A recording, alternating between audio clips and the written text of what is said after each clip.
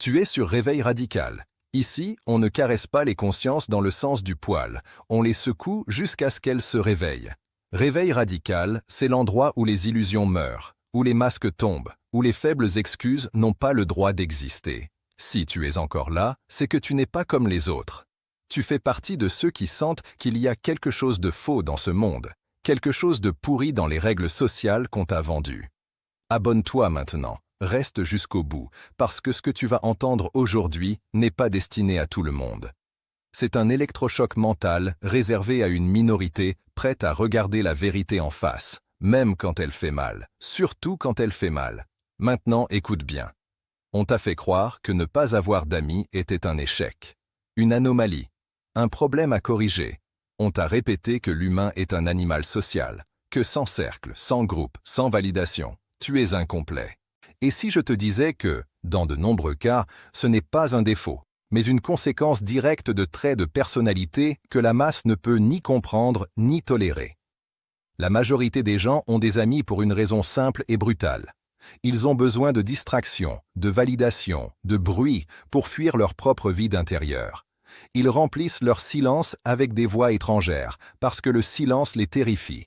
Toi, si tu n'as pas d'amis, ce n'est peut-être pas parce que tu es incapable de créer du lien, mais parce que tu refuses les liens faibles, creux, hypocrites.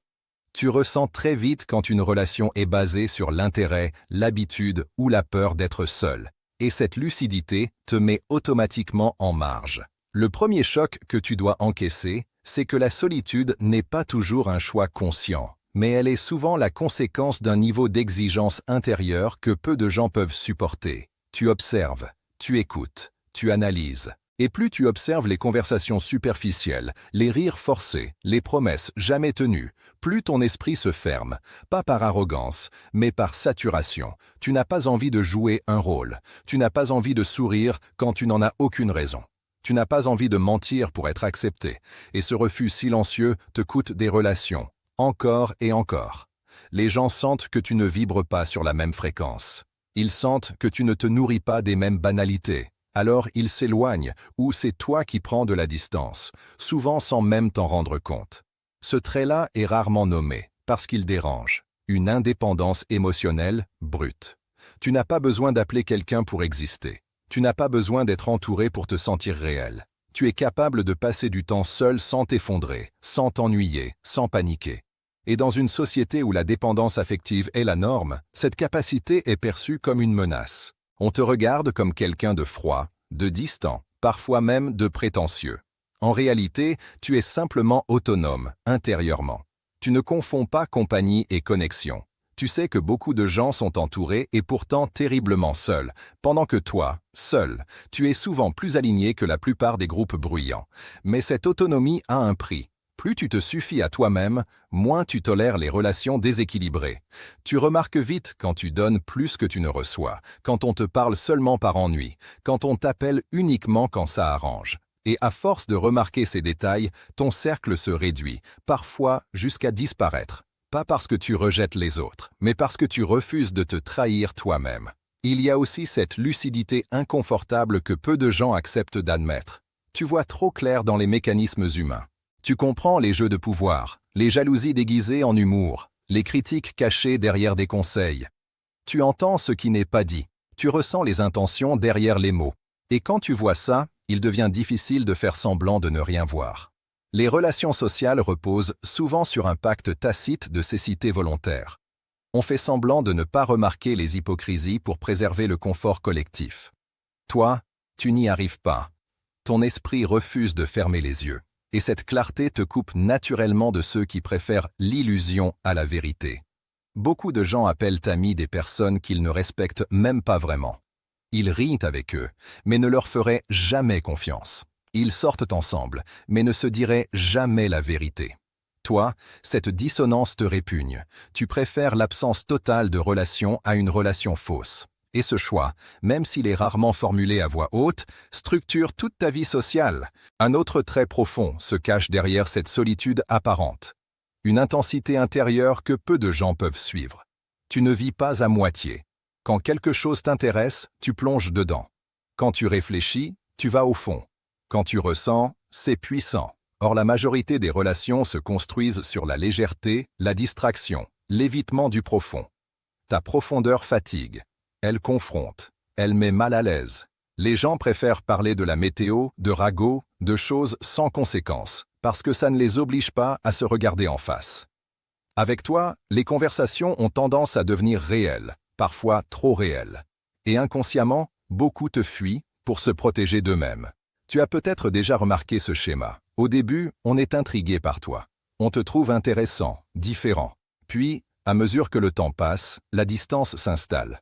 Moins de messages, moins d'invitations, jusqu'au silence. Non pas parce que tu as fait quelque chose de mal, mais parce que ton existence rappelle aux autres ce qu'ils évitent de devenir.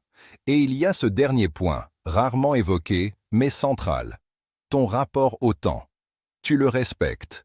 Tu ne le gaspilles pas. Tu n'aimes pas les relations qui tournent en rond, les discussions qui n'apportent rien, les rendez-vous sans âme. Chaque heure que tu passes avec quelqu'un est une heure que tu n'investis pas dans ta croissance, ta vision, ton avenir. Et cette conscience aiguë du temps rend ta sélection impitoyable. Très peu de gens méritent réellement ton attention prolongée. Pas parce que tu te crois supérieur, mais parce que tu sais ce que tu veux construire. Et ceux qui n'ont aucune direction, aucune profondeur, aucune ambition intérieure ne peuvent pas marcher longtemps à tes côtés. Alors oui, vu de l'extérieur, tu fais partie de ces personnes qui n'ont pas d'amis. Mais ce que personne ne te dit, c'est que cette situation est souvent le symptôme d'une personnalité en décalage, avec un monde qui valorise la superficialité, la conformité et la distraction permanente.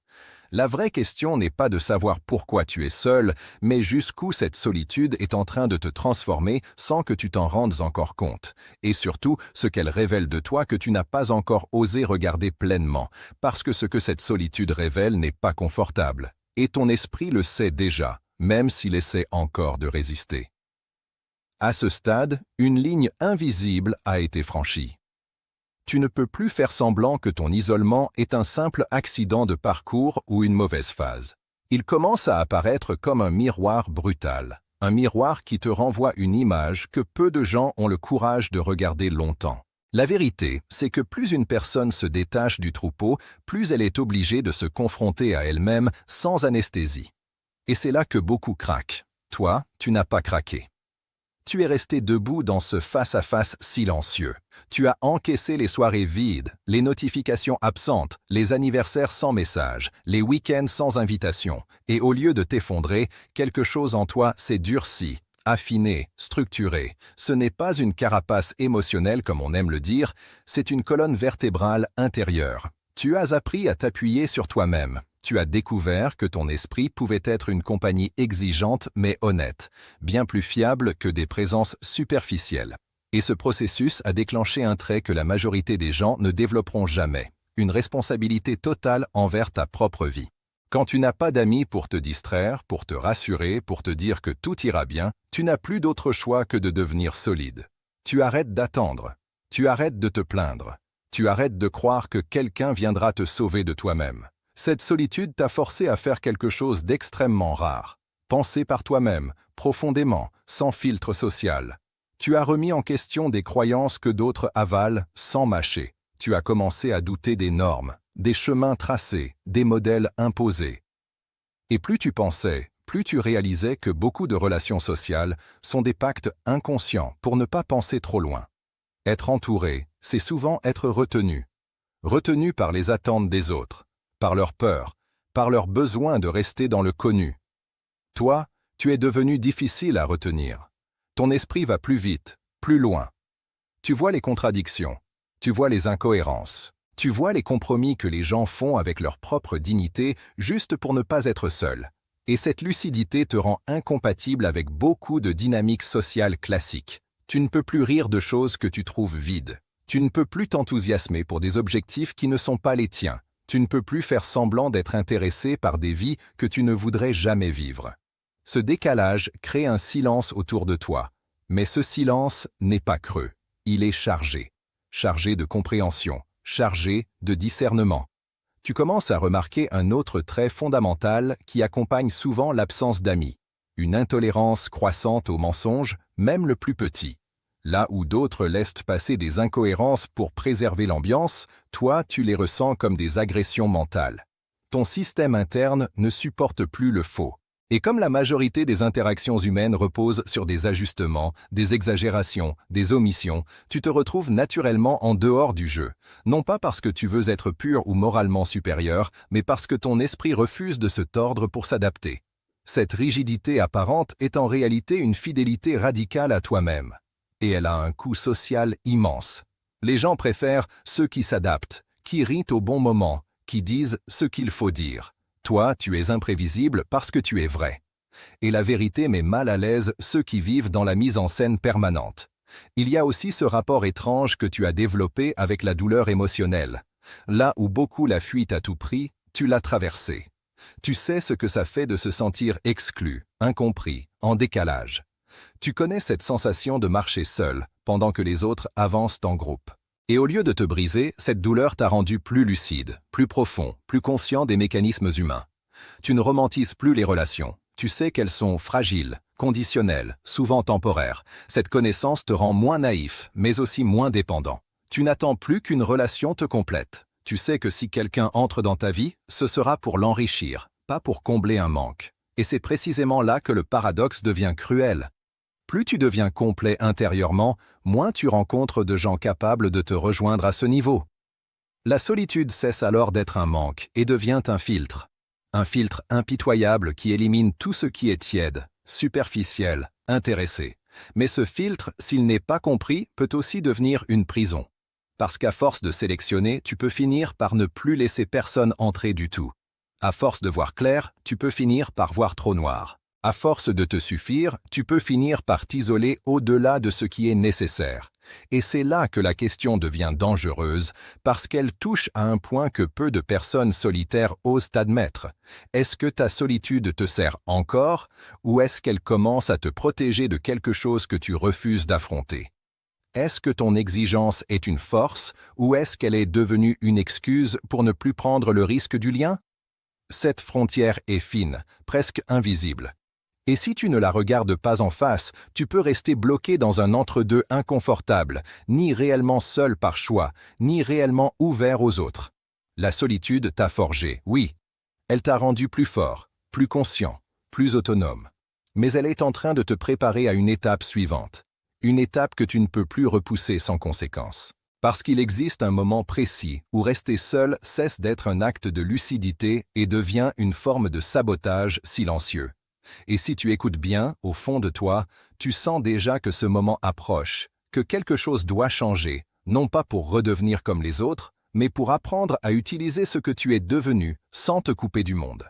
Le point critique est atteint, et maintenant tu te tiens au bord d'un abîme mental, où la seule issue est de transformer cette solitude en arme, de convertir cette lucidité en action. Parce que ce que tu as développé à travers l'isolement n'est pas un défaut. Ce n'est pas un échec social, c'est une force brute que peu savent manier. Cette force est une puissance que tu peux utiliser pour créer des relations conscientes, rares, profondes, mais surtout alignées avec ta vérité intérieure. Tu vois, la majorité des gens passent leur vie à chercher des amis comme on cherche des distractions, des compagnons de surface, des échos de leur médiocrité. Toi, tu as dépassé ce stade. Tu comprends maintenant que la vraie connexion ne se trouve pas dans la quantité, mais dans l'intensité et l'authenticité.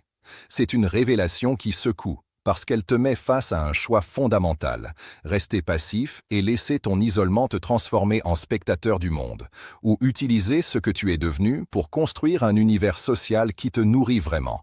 Et pour y arriver, tu dois reconnaître ces traits de personnalité qui t'ont isolé et les accepter comme des outils, pas des obstacles.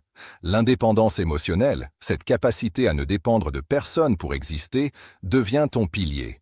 La lucidité brutale, cette clarté avec laquelle tu perçois les intentions des autres, devient ton guide. L'intensité intérieure, cette profondeur que les autres fuient, devient ton aimant pour les rares individus capables de suivre ton rythme. L'intolérance au mensonge, cette exigence de vérité dans toutes tes interactions, devient le filtre qui te protège des relations toxiques. Et ton rapport sacré au temps, chaque minute calculée, devient ton levier pour structurer une vie que personne ne pourra te voler. Mais il ne s'agit pas simplement de vivre seul ou d'éviter le médiocre. Il s'agit de transformer la solitude en un processus actif de sélection, de compréhension et de création.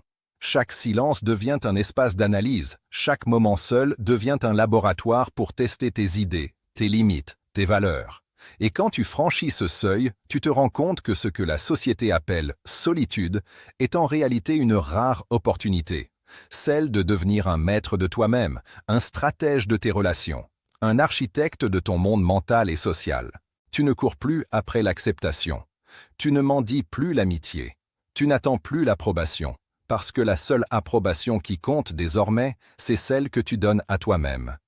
Et cette révolution intérieure va attirer ceux qui ont la même intensité, ceux qui osent s'exposer, ceux qui ne cherchent pas à cacher leur vérité derrière des sourires de convenance. À ce moment précis, tu entres dans une phase où chaque interaction devient un choix conscient, où chaque relation a un poids et une valeur, où la qualité prime sur la quantité de manière absolue.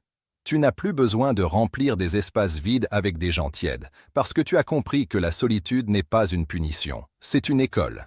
Et dans cette école, on apprend à distinguer le vrai du faux, le superficiel du profond, l'utile de l'inutile.